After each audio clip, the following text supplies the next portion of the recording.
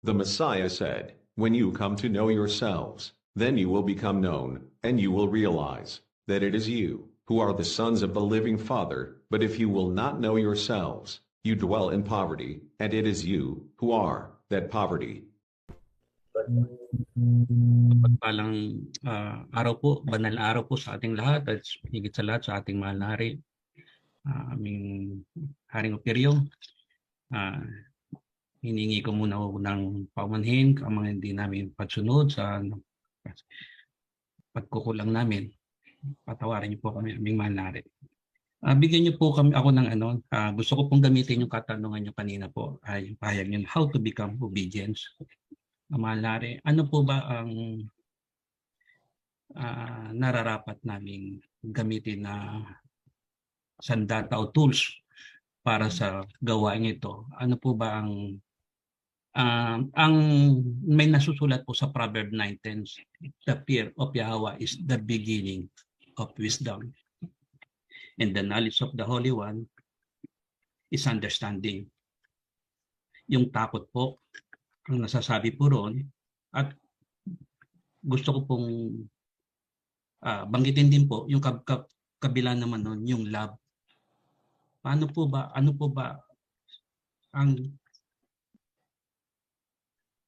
sino po ba ang dapat manguna sa dalawa po? Yun lang po, mahal na rin. Okay. Yung sa love actually is righteousness, not love really. Kasi ang righteousness, when we talk about compliance to instruction, hindi love but rather righteousness ang kailangan mo. Kasi may nasusulat din dyan sa Proverbs na love condones sin.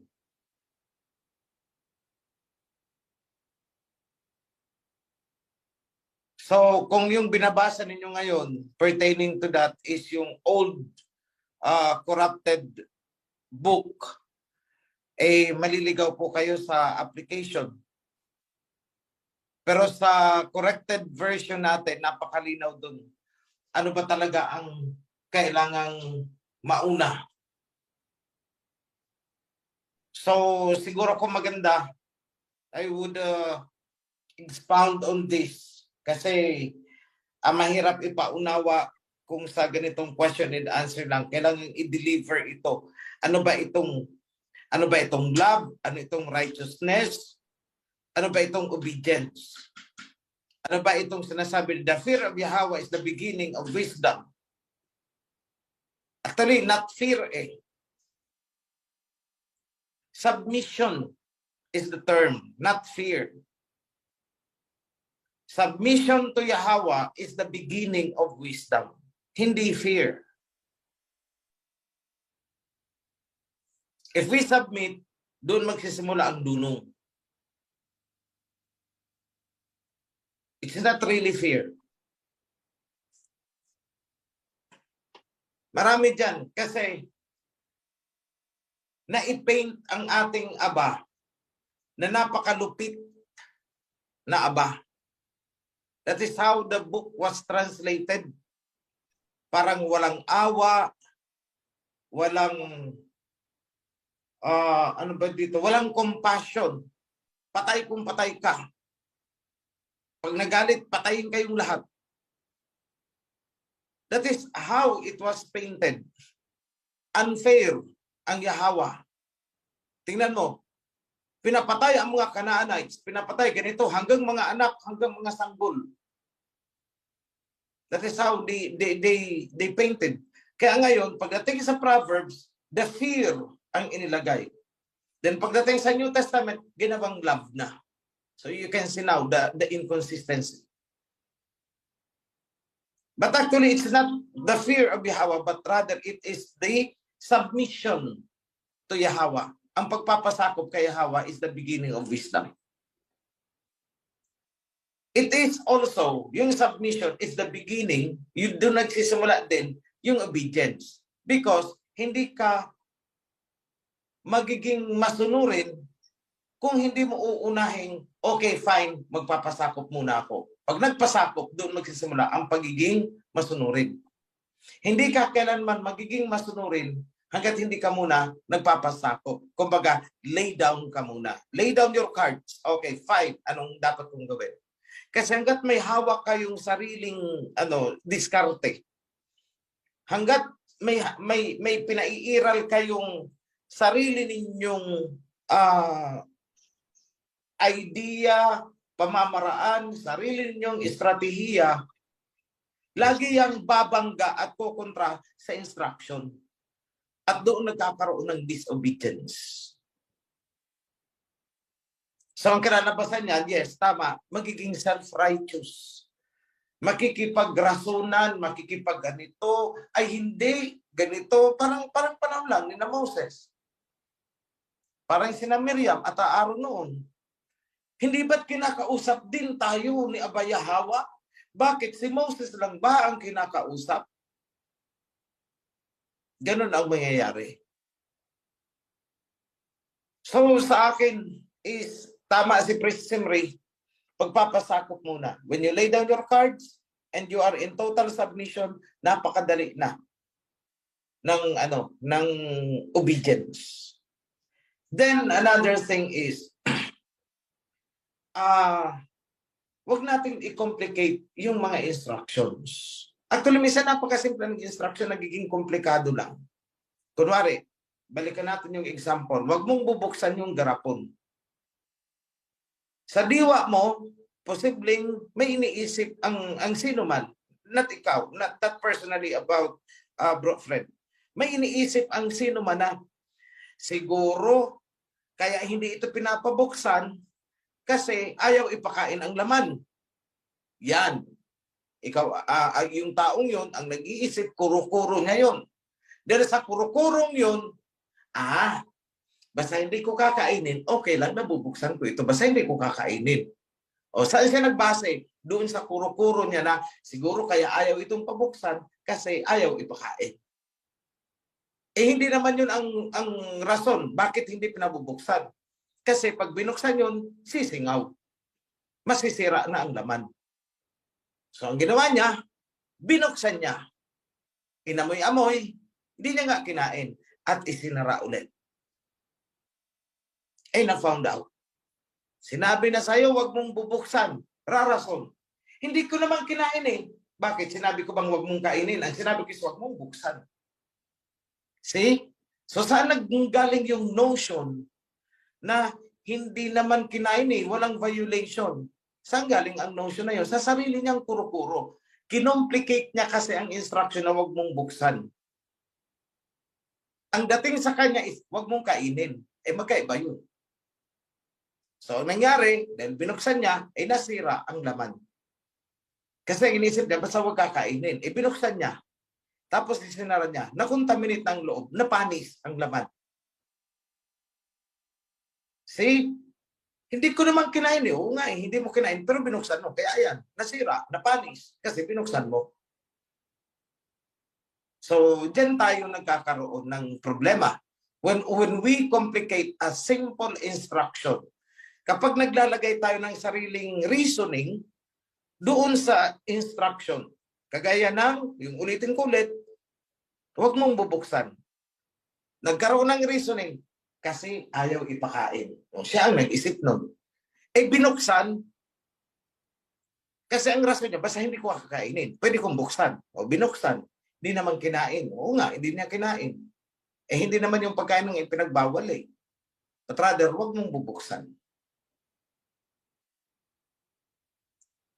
So sa akin is, sa practical na pag-iisip, paano ba magiging obedient? Unang-una, huwag nating guluhin sa ating isipan ang isang simpleng instruction. Huwag natin lalagyan ng ibang kahulugan ang instruction. In fact, hindi natin dapat kalkalin ano ang rason, bakit hindi ito pinabubuksan. Pagkain ang laman eh. Kasi darating ka din doon sa notion na pinagkakaitan tayo. Tingnan mo, pinahawakan lang sa atin. Hindi naman pala ipapakain. O dumating ka sa punto na yun. ang reason naman pala kaya hindi binubuksan is emergency supply yan. May biglang dumating na bagyo. O sige, gamitin nyo yung yung naka-imbak dyan. Nung tiningnan, mga panis na. Hindi naman kinain, pero pinagbubuksan kasi. So, sino ang magsasuffer? Kayo din. Kasi, kagaya ng nasusulat sa Ecclesiastes, may mga tamang panahon para sa mga bagay-bagay. May mga tamang pamamaraan sa mga bagay-bagay. There is time for everything. At proper procedure for everything. Yan lang po. I hope na-enlighten ko yung katanungan in behalf. Alam ko naman, kaya ni-raise up niyo yung question is in behalf of everyone. Thank you, Bro Fred. Salamat po, aming mahalari. Salamat po aming kamahalan. Brother Fred, ngayon po, balikan natin si Sister Shirley ng Albay. Please unmute your microphone po. Sister Shirley, may katanungan po kayo. Mapagpalang araw po, aming kamahalan. Nakisuyo lang po kay Sister Minister Shirley po. Kasi nagpi-feedback po sa paggagamit po kami ng ibang phone. Meron lang po akong tanong, mahal naming hari. Go ahead. Meron po akong nabasa kasi sa Exodus na bumabagabag po sa akin na pag hindi po nasagot. Yung mga ginawa pong himala ni Moises bago po sila ilabas ng Abayahaw sa Ehipto, na pinatitigas po ng aba yung puso ng parao. Yun po. Mistranslation po ba yun? O ano po? Yung nakasulat po doon. Pati po nung naglakbay na po sila at nakarating na sila sa land of Canaan na pinatigas din po ng aba yung puso ng hari ng Amoryo. Tama po mag-translation yun? Tama. Tama po yun. So, anong bumabagabag sa iyo doon? Yun lang po kasi baka maling translation, baka yung kalaban ng aba yung nagpapatigas ng puso ng parao. Hindi. Si aba talaga. Alam mo kasi ganito yan eh. Ano ang gusto ng aba nung time na yun? Gusto niyang maipakilala ang sarili niya. Gusto niyang maipakilala ang kapangyarihan niya. Gusto niyang maipakilala ang pangalan niya and everything about him. Maipakilala niya sa Israelites. Kasi lagi niyang sinasabi na ako ang inyong alahayam. So paano siya paniniwalaan ng Israelites? Wala pa namang Bible ang mga Israelites noon eh. Paano siya paniniwalaan ng Israelites? Kailangang patunayan niya ang kanyang existence. Kailangang patunayan niya na siya talaga ang pinakamakapangyarihan sa lahat. In short, doon niya ginamit ang paraon. Kailangang maipakita sa Israelites na hey, inutusan ko ang paraon, nagpatigas. So pinatigas niya talaga para maipakita sa kawan na kaya niyang pukpukin ang paraon. Para ang Israelites makilala siya, ay oo nga, makapangyarihan nga ang aming alahayam. Yun ang purpose niya. Kaya pinatitigas. Bakit? Para makita ng mga Israelites na siya talaga ay almighty alahayam. Powerful alahayam. Kung hindi niya pinatigas, pinuntahan ni Moses, kukunin ko ng Israelites, sige, larga na kayo. Hindi na kilala ang alahayam na powerful. Hindi maniniwala ang mga Israelites. Ang iisipin patuloy ng Israelites, ang bait-bait ng paraon, tingnan mo, pinalaya na tayo. Si paraon pa ngayon ang pinupuri at hindi ang alahayam. Ganun ang kalalabasan nun. So you have to go back. Ano ang purpose ng alahayam? Bakit niya pinatigas? Parang ginawa niyang kontrabida si paraon para lumutang ang kanyang pagiging bida. para maintindihan ng Israelites kung anong kapangyarihan ng bida. Nakuha nyo? Yun ang purpose niya. To make himself known. So I hope that is clear. Nasagot ko ba ang tanong mo, kapatid? Apo, maraming salamat po, kamahalan. Ibalik ko na po sa aming CC yung Andiyan ba si Sister Shirley? Yes po, kamahalan. Sister Shirley, wag mong pangangalanan ang pasyente, wag kang magbibigay ng detalye pati lugar kung saan. Itatanong ko lang, kumusta na siya? Okay na po, nakalabas na po. Cleared. Yes, yes po. Aayusin na lang po yung kanyang Bill. liquidation. Yes. Bill, okay na po. Bayad Liquidation na na lang tayo. po. Magkano inabot? More than wala pa po, kamahalan, hindi pa po lahat, na-liquidate lahat. Actually po, ang binayaran po natin yung bill po sa kasi sabi po nung ating ng ating CC doon ay babayaran na nila, kukuha mo na sila kasi po Monday pa po malalaman kung magkano po yung lahat-lahat ng bill na kanilang na incurred. Running bill, estimate. Running, kasi may running naman yan eh. Oo. More or less 50. 50,000. Yes po. So mura lang naman pala. Na CT scan, na check up lahat yung mga dapat i-check up. 5 yun, di ba? Opo. So pati yung sa iba, kasama doon o yung lang mismo doon sa na yung na-confine. Kasama po yung outpatient. Okay. So I am glad na ligtas na pala yun. Opo, okay. Negative naman po. Ayos naman po yung niya. Yung Sitwasyon niya, scan. kamahalan. Opo. Okay. O sige, coordinate na lang kay Bro John. Do not give details. Yes po. Confidential. Salamat. Yes po. Salamat po, kamahalan. Sige sis. Okay, thank you. Yes po, kamahalan. May tanong pa po, ibibigay ko po kay Brother Rolando, kamahalan. Sige sis. Mapagpalang hapon po sa lahat, lalong-lalo na po sa Mahal na Hari. Ang tanong ko po, para talaga sa Mahal na Hari ito. Nung pagpunta niyo po dito, hindi ko kaya itanong sa inyo kasi dumating ako kinumagahan na. Pero nung time na yun, ang lapit ko lang sana doon sa Bilya. Nasa pilar lang po ako ay sa Putyaw. Hindi ko lang po nalaman na papunta po kayo ng Bilya. Ang tanong ko lang po, Mahal na Hari, ito. Kung ma-proclaim na po kayong Mahal na Hari, mayakap pa kaya namin? Actually, yan ang hindi ko masasagot sa ngayon kasi lagi akong nagbe-base sa report ng security. Siguro ko pag wala namang nasa secured environment tayo, bakit hindi?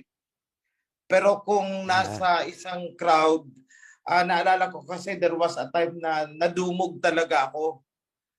So na-overpower yung security.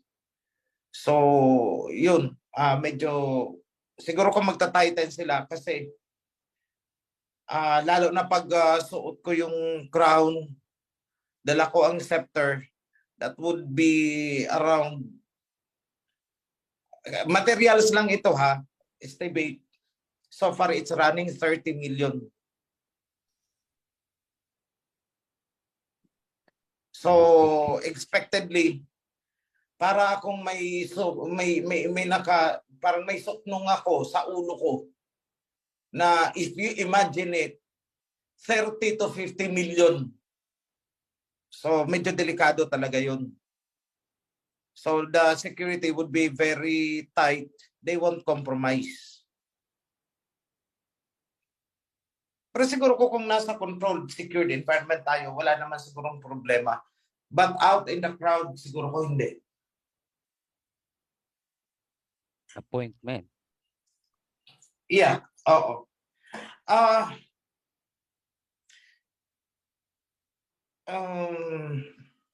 Paano ba? Sana mahal nari, pagbalik nyo dito. Actually, all my travels ay unannounced. Oo, lahat ng travels ko ay hindi announced yan kung kailan. Bigla na lang akong susulpot. So, gusto nyong matsyempuhan, halimbawa, Feast of Tabernacles, be there. Sabagay, madalas ko na rin kayo kumayakap, mahal nari. Diyan sa Mount Zion. Eda. Yan. Salamat po, mahal nari. So, pasensya na, hindi ko pa muna masagot yan, ha? Opo. Okay. Salamat po. Eda. Salamat po, kamahalan. Maraming salamat po sa ating mga moderators. Okay, maraming salamat po, kamahalan. Thank you din po, sis. Siguro last na ito, na-entertain natin na katanungan dito sa live. May katanungan dahil din po doon kanina sa sinabi po ninyo, mahal na Ari, na siyempre nandun po yung sagot sa covenant. Pero ngayon ang tanong po niya, paano po kung hindi nakadalo sa tabernacles or iba po pong mga feast dahil hindi po pinayagan ng amo? So, hindi nakadalo dahil sa hindi nga pinayagan. Tapos pag aalis, hindi na daw po makakabalik. Hindi na siya tatanggapin uli.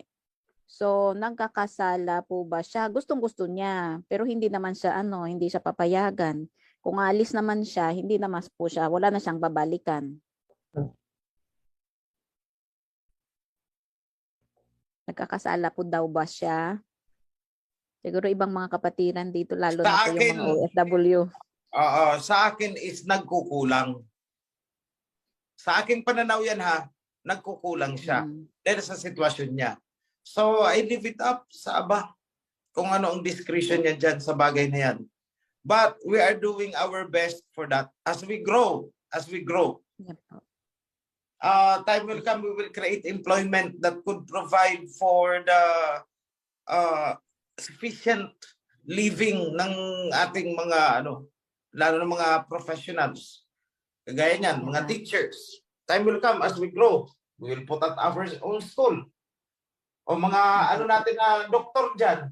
Time will come, we have a hospital. Hindi man siguro maging ganun kataas ang sweldo ninyo na kaya nating pantayan. Ang sabi natin, you are receiving 100,000 per month sa hospital na pinagtatrabaho. At least we can provide na sabi natin, yung 100,000 is napupunta doon sa panghulog mo sa lupa, panghulog mo sa sasakyan mo. Maybe we can do something na, sige, wag ka nang ito na ang lupa, tumira ka dyan.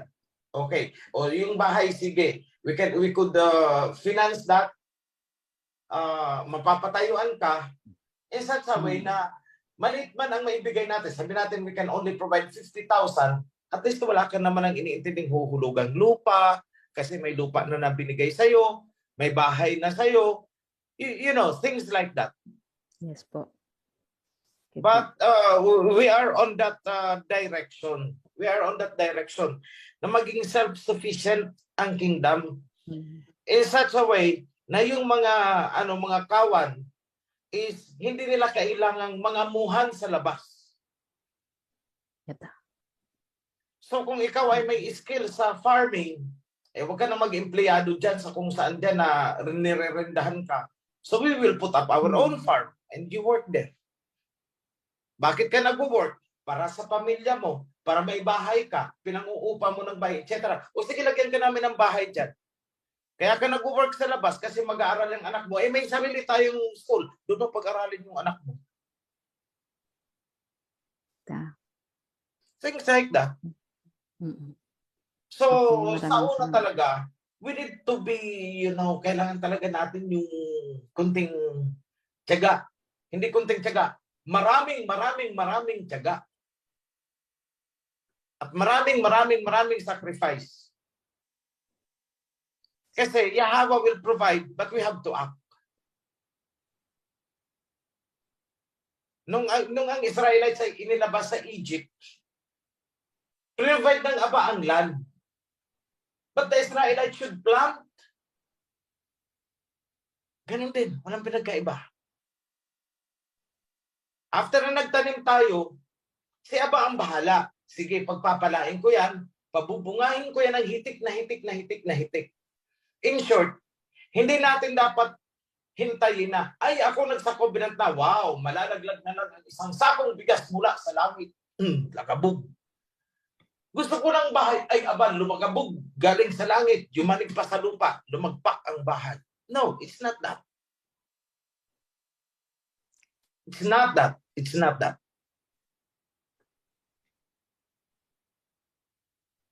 So I hope I made myself clear sa lahat. Maraming salamat po, mahal na hari. Salamat po ang kamahalan at may dalawang po tayong naka-raise hand. Ang oras po natin ganap ng alas 2:33 ng hapon. Bigyan po natin yung pagkakataon ng ating kapatid from Malaysia, Sister Jacqueline Chokpaloy. Please unmute your microphone.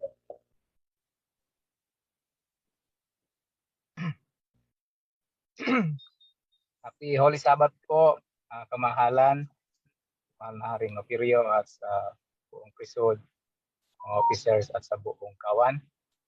Parang kilala Hong Kong? Abo, si Brother Dan po ng Hong Kong po ito. Long time no see po, mahal na Hari. Sige bro. Wala po akong katanungan, mahal na Hari. Congratulate ko lang po kayo doon sa nabanggit niyo po kanina. Paano po kami makakapag ng effort doon na kami ay nasa ibang bansa po? Hindi ko pa bro masasagot kasi right now nasa planning stage kami. Actually yung sinabi ko sa inyo kanina na kailangang mauna ang siguro is i-answer natin yung paano yung electricity, drinking water, yung shelter ng mga mauuna doon. Actually, it's my own idea. Hindi ko pa na-brought up yan sa meeting ng committee because I would be creating yet the committee kasi first visit ko yun doon. So, tiningnan ko what would be the immediate need nung itatao doon na mauuna. So, hindi pa kami, after the visit, hindi pa kami nakapag-sit down together to, to brainstorm yung mga kakailanganin na at least ito, mga initial preparation. But I'm pretty sure na kung sino man ang ilalagay natin doon, kailangan may communication, may mode of communication kasi ang alam ko is walang umaabot na internet doon, walang signal. So it's either by two-way radio or something like that, paano ang relay.